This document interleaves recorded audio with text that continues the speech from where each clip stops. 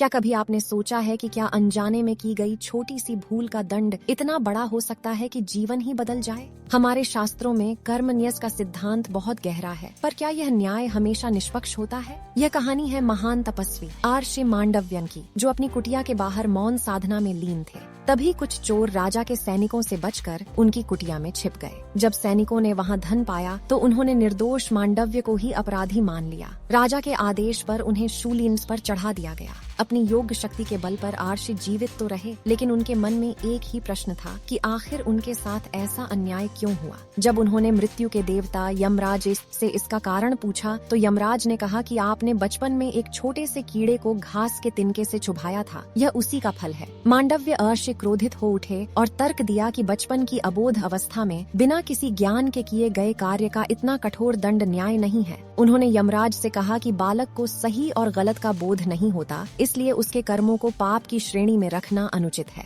गहरे क्रोध और अटूट सत्य के साथ उन्होंने यमराज को श्राप दिया कि आज से 14 वर्ष पासामंस की आयु तक किसी भी बालक द्वारा किया गया कार्य पाप नहीं माना जाएगा। उन्होंने यमराज को यन धर्मराज एजेयस के रूप में पुनः परिभाषित किया, ताकि भविष्य में न्याय केवल कानून की लकीर न बने, बल्कि उसमें विवेक और करुणा भी शामिल हो। इसी श्राप के कारण यमराज को पृथ्वी पर दासी पुत्र विदुरडीएट के रूप में जन्म लेना पड़ा, जिन्होंने आजीवन न्याय और नीति की रक्षा की। ऐसी और प्रेरक कहानियों के लिए संस्कार डेली चैनल को सब्सक्राइब करें और इसे अपने दोस्तों व परिवार के साथ शेयर करें, क्योंकि संस्कार ही बनाएंगे समझदार।